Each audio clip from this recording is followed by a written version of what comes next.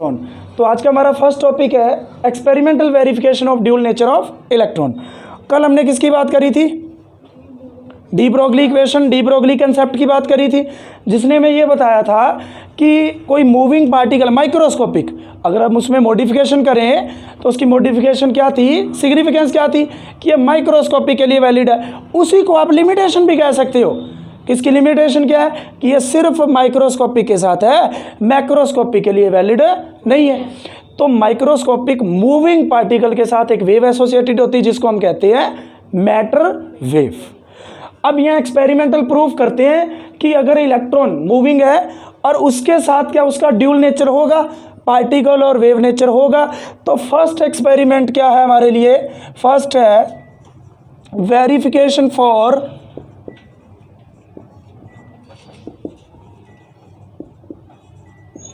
Particle nature. Verification for particle nature. Particle nature के लिए first जो एक्सपेरिमेंट किया था वो किया था डेविसन एंड जर्मर ने। डेविसन एंड जर्मर एक्सपेरिमेंट, या सीधा लिख लो Davisson and Germer experiment. Davisson and Germer experiment ने किसके बारे में, सॉरी ये वेव के लिए है, बिल्कुल वेव के लिए है ये, फॉर वेव नेचर। पहले हम वेव नेचर की बात करते हैं। डेविसन एंड जर्मर एक्सपेरिमेंट था। इसने क्या किया, a beam of electrons, beam का मतलब काफ़ी सारी इलेक्ट्रॉन रेज मतलब कैथोड रेज एक जगह इकट्ठी थी। इसको स्ट्राइक किसके ऊपर करवाया? निकेल क्रिस्टल के ऊपर। अब आप कहोगे सर और क्यों नहीं लिया? भाई इन्होंने निकेल लिया था तो हमें वही लेना पड़ेगा। थॉमसन ने गोल्ड लिया था तो उसके अकॉर्डिंग करेंगे। अब इससे क्या होगा, लाइट रिफ्लेक्ट होगी यहाँ से, और रिफ्लेक्टेड लाइट क्या बनाती है, यहाँ पे डाइफ्रैक्शन पैटर्न बना रही है। ये किस पे ऑब्जर्व होगा? एक फोटोग्राफिक प्लेट पे। फोटोग्राफिक प्लेट पे एक डाइफ्रैक्शन पैटर्न ऑब्जर्व होगा। किसकी वजह से? इस रिफ्लेक्टेड रे की वजह से। रिफ्लेक्टेड रे की वजह से फोटोग्राफिक प्लेट पे हमें एक डाइफ्रैक्शन पैटर्न किस तरीके का होता है, अगर मैं इसको सेंटर मानूं तो डाइफ्रैक्शन पैटर्न जो बनेगा कुछ इस टाइप का। उसके बाद एक गैप आएगा, फिर ये ऐसे डार्क हो जाएगी, फिर एक गैप आएगा, बनाओ साथ साथ, फिर एक गैप आएगा। इस तरीके का जो पैटर्न होता है, ठीक है, इस तरीके का जो पैटर्न होता है उसको हम क्या कह देते हैं? Diffraction pattern. कंसेंट्रिक फ्रिंजेस आती हैं, डार्क एंड ब्राइट। कंसेंट्रिक जिनका सेंटर एक है, कंसेंट्रिक। तो इस तरीके का पैटर्न ऑब्जर्व हो रहा है। अब इस तरीके का जो पैटर्न है वो ऑब्जर्व किसकी हेल्प से होता है? वेव की हेल्प से, क्योंकि इस तरीके का जो पैटर्न है वो एक्सरेज बनवा सकती हैं। और एक्सरेज क्या है? इलेक्ट्रोमैग्नेटिक रेडिएशन का एक टाइप है। इट मीन्स इलेक्ट्रॉन का भी कौन सा नेचर है? वेव नेचर है। क्लियर है? इट मीन्स इलेक्ट्रॉन का भी कौन सा नेचर है? Wave nature. क्योंकि जब इसकी बीम को निकेल क्रिस्टल पे स्ट्राइक करवाया डेविसन एंड जर्मर ने, तो जो फोटोग्राफिक प्लेट पे इनको रिफ्लेक्टेड लाइट रिफ्लेक्टेड भी हुई है और डाइफ्रैक्टेड भी हुई है। क्लियर है? तो उनको एक ऐसा डाइफ्रैक्शन पैटर्न मिला। और ये कौन देता होता है? Generally x-ray. वो किसका टाइप है? इलेक्ट्रोमैग्नेटिक रेडिएशन का। वो किस नेचर की है? वेव। इट मीन्स इलेक्ट्रॉन का भी वेव नेचर है। वेव नेचर के लिए नेक्स्ट एक्सपेरिमेंट है थॉमसन एक्सपेरिमेंट। इसमें भी क्या करेंगे हम? A beam of electrons, cathode rays भी कह सकते हो, किसी एक सोर्स से आएगी। कोशिश करना है साइड में स्लिट लगाएं। स्लिट क्या करेंगी? एक फिक्स डायरेक्शन में जाने देती है, आगे एक्सेलरेट करती है स्लिट। इसको किसके ऊपर, किससे पास करवाना है? Thin gold foil. किससे पास करवाना है? थिन गोल्ड फॉयल से पास करवाना है। थिन गोल्ड फॉयल, जैसे रदरफोर्ड ने गोल्ड फॉयल ली थी 100 mm थिकनेस की, वैसे ही है। इससे पास होने के बाद जो रे थी उसका भी फोटोग्राफिक प्लेट पे हमें क्या मिला, एक डाइफ्रैक्शन पैटर्न मिला। इस तरीके से एक कंसेंट्रिंग देखें, एक सेंटर देखें, फिर ऐसे एक बनेगा डाइफ्रैक्शन, फिर उसके बाद ऐसे बनेगा, फिर इस तरीके से ऐसे बन सकता है।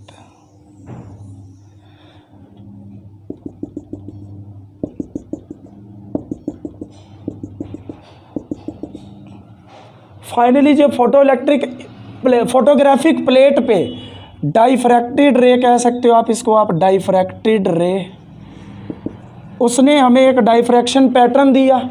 और अभी हम पढ़ चुके हैं कि डाइफ्रैक्शन पैटर्न कौन देता है, वेव। इट मीन्स इलेक्ट्रॉन का कौन सा नेचर है, थॉमसन के अकॉर्डिंग भी कौन सा नेचर है, उसके अंदर वेव नेचर है। वैसे भी इलेक्ट्रॉन को कहते क्या है, कैथोड रे। क्या कहते हैं, रे मतलब वेव, रे मतलब वेव। तो verification for particle nature, particle nature के लिए क्या वेरिफिकेशन थी, तो इसके लिए देखो सबसे पहले तो आप पढ़ चुके हो black body radiation and photo electric effect.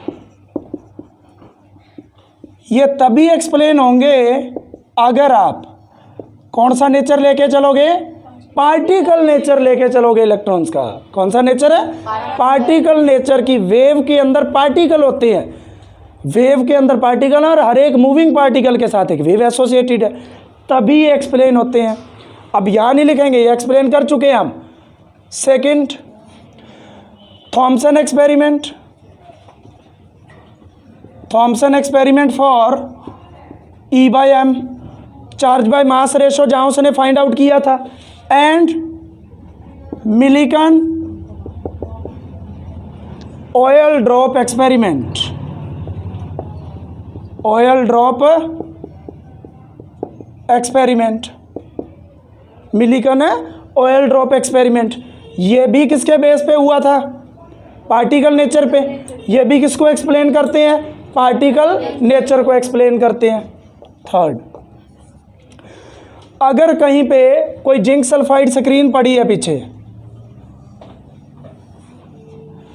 इसको हम कहते हैं ZNS स्क्रीन, और इसके ऊपर स्ट्राइक करवाया जाए अगर इलेक्ट्रॉन की बीम को, क्लियर है, इलेक्ट्रॉन्स की बीम को अगर स्ट्राइक करवाया जाए, तो जो ग्लो होती है, मान लीजिए यहां पे स्ट्राइक कर रही है, तो एक पर्टिकुलर पॉइंट पे ग्लो होती है ये, जिसको हम क्या कहते हैं, सिंटिलेशन।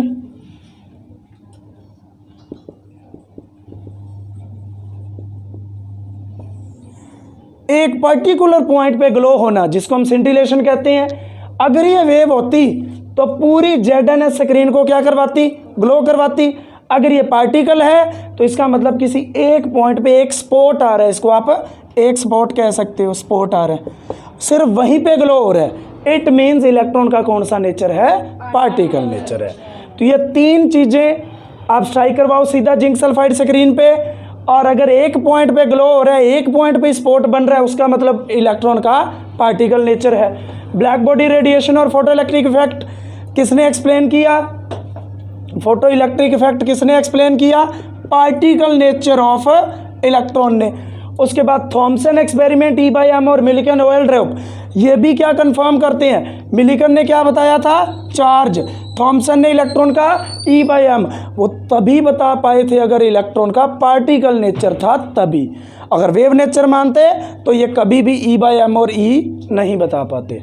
क्लियर है। तो ये 3 किसके लिए, पार्टिकल नेचर ऑफ इलेक्ट्रॉन। एक फॉर्मूला आपने फिजिक्स में देखा होगा, work is equal to charge into voltage applied.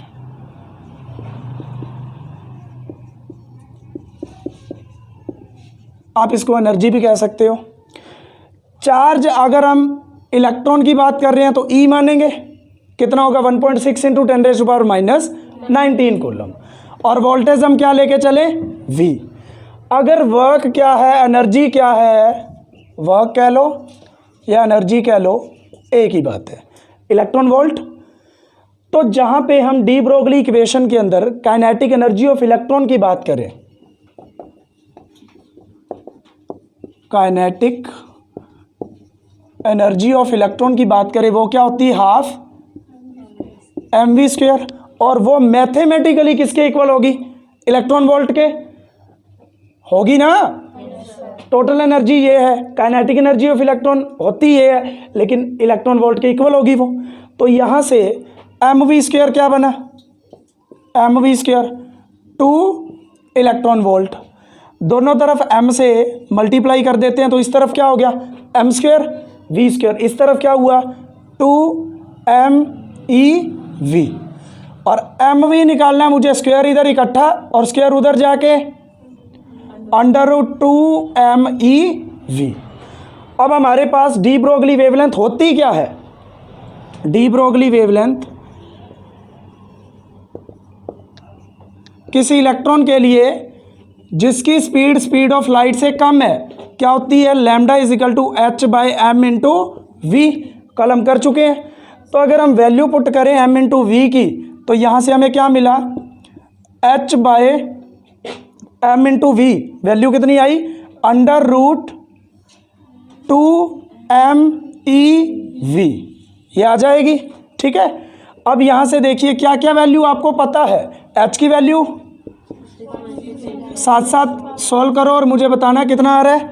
Units तो इसके मीटर ही आने हैं, एसआई यूनिट की बात हो रही है।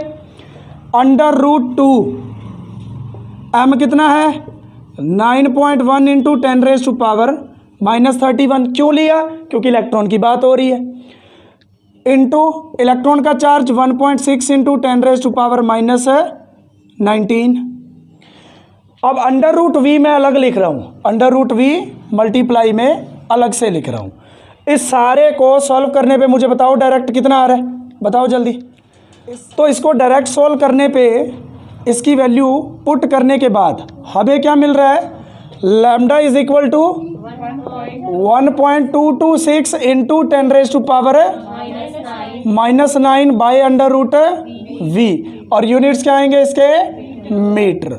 तो अगर आपको पोटेंशियल दे रखा हो तो आप डायरेक्ट ऐसे कर। और एक बात और, ये क्या है वेलोसिटी, ये क्या है वेलोसिटी, वोल्टेज है ये, ध्यान रख लेना, कहीं v कहना वेलोसिटी है, ये v क्या है, क्योंकि इधर जो आता है lambda is equal to h/m into V, उसमें ये क्या है वेलोसिटी, इसमें क्या है वोल्टेज, पोटेंशियल डिफरेंस, ध्यान रख लेना, ये वेलोसिटी नहीं है भाई, सीधा दे रखा है, पुट करना है, ये फॉर्मूला लगाना, मीटर में इसका आंसर बता देना। नेक्स्ट टॉपिक देखो, derivation of Bohr postulate from de Broglie equation. Bohr का कौन सा पोस्टुलेट, जिसके अंदर वो कहता है electron revolve only in those orbits whose angular momentum is integral multiple of h/2π। Means हमें डिराइव क्या करना है, टू डिराइव, क्या ड्राइव करना है, mvr angular momentum is equal to integral multiple of h/2π, ये हमें ड्राइव करना है। तो इसकी डेरिवेशन,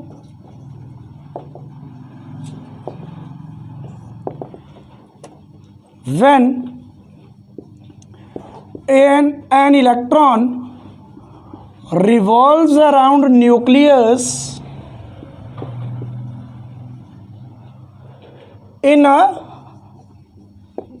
circular stationary orbit,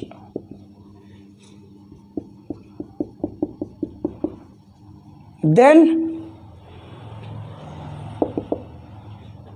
अगर हम उस इलेक्ट्रॉन का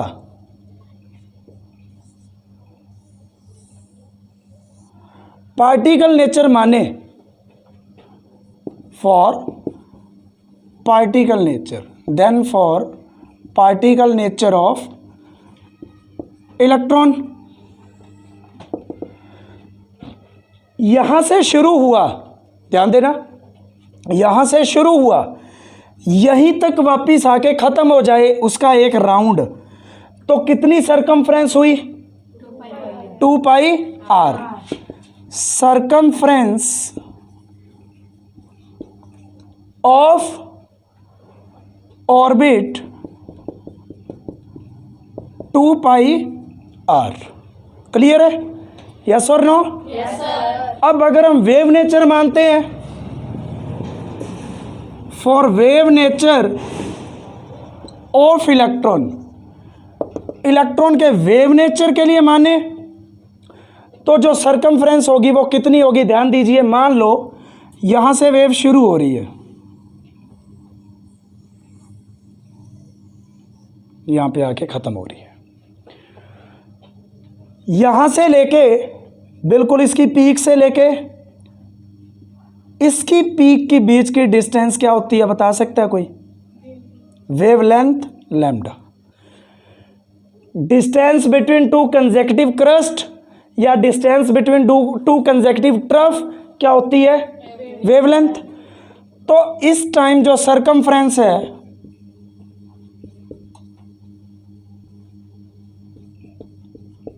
वो कितनी आएगी? अगर एक के लिए वेवलेंथ लैम्डा है और हमें क्या पता कितनी वेव है, यहां तो गिन लोगे, ऑर्बिट का साइज नहीं पता, कितनी मान लो n, तो सरकमफ्रेंस टोटल कितनी बनी? ध्यान दीजिए, यहां से लेके यहां डिस्टेंस लैम्डा, और इसी तरीके के पता नहीं n लैम्डा हो सकते हैं। कब तक? जब तक वापस नहीं आ जाता यहां तक, तभी तक तो एक राउंड पूरा होगा ना। सरकमफ्रेंस आएगी n लैम्डा, n लैम्डा। अब मैथमेटिकली क्या होंगे? ये दोनों इक्वल होंगे।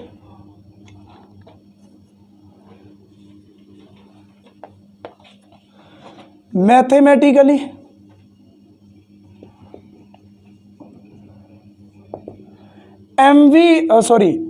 एन लैम्डा किसके इक्वल आएगा? 2 पाई आर के। अब हमने डेरिवेशन करनी है with the help of de Broglie equation. Now using de Broglie equation, de Broglie equation क्या कहती है? Wavelength is equal to h by M into V, h by M into we.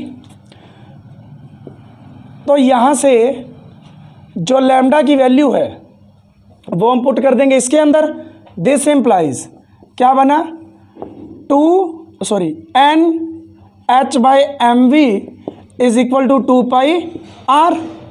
M V को इधर ले जाओ और 2 पाई को इधर ले आओ। This implies M V R will be equal to N H by 2 pi, और यही हमें ड्राइव करना था। क्लियर है? क्या पोस्टुलेट है बोर का? It means electron revolve only in those orbits whose angular momentum is integral multiple of h by 2 pi. First numerical, what will be the wavelength of a ball of mass 0.1 kilogram moving with a velocity of 10 metre per second. अब देखिए, मास दे रखा है और उसकी velocity दे रखी है और wavelength पूछी है, तो अपने आप ही समझ जाना कौन सा फॉर्मूला लगाना है, डी ब्रोगली का। Lambda is equal to h by M into V. Lambda h दे रखा है 6.6 इंटू 10 रेज़ टू पावर है -34। m कितना है? 9.1 इंटू 10 रेज़ टू पावर -31। और v कितना है? सॉरी ये इलेक्ट्रॉन नहीं है, बॉल है। 0.1 kg, किलोग्राम में ही रखना है, क्योंकि h के यूनिट कल मैंने कन्वर्जन करके बताए थे आपको। क्या आए थे? Kilogram, metre square, second -2, second पीछे था तो सेकंड -1 ही लिख लो। और नीचे क्या आएगा? 10 मीटर पर सेकंड। बचे क्या? मीटर। सॉल्व कर लेना इसको, ये पॉइंट कट हो गया। क्या बचा? 6.6 into 10 raise to power -34 metre. Second numerical देखो, the mass of an electron is 9.1 into 10 raise to power -31 if its kinetic energy is this, calculate its wavelength. देखिए, सबसे पहले मास गिवन हो, वेलोसिटी पता हो, तो वेवलेंथ कैसे फाइंड आउट करनी है? Lambda is equal to h by M into V. H की वैल्यू हमें पता है, मास ऑफ इलेक्ट्रॉन पता है, प्रॉब्लम कहाँ आ रही है? वेलोसिटी पे। हमें इस बार क्या दे रखी है? Kinetic energy. काइनेटिक एनर्जी क्या होती है? Half M V square. तो काइनेटिक एनर्जी क्या लिख लोगे आप? 3 इंटू 10 रेज़ टू पावर -25। ठीक है, हमें वैल्यू चाहिए इसकी कंप्लीट। वो हम कैसे फाइंड आउट कर सकते हैं, ध्यान दीजिए, 2 इधर ले जाओ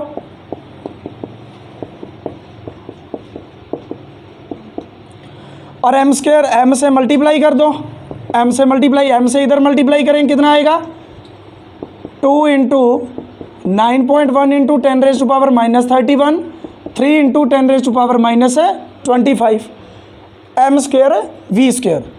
M V is equal to क्या बन जाएगा, इधर आके 2 इंटू 9.1 इंटू 10⁻⁻31 इंटू 3 इंटू 10⁻⁻25।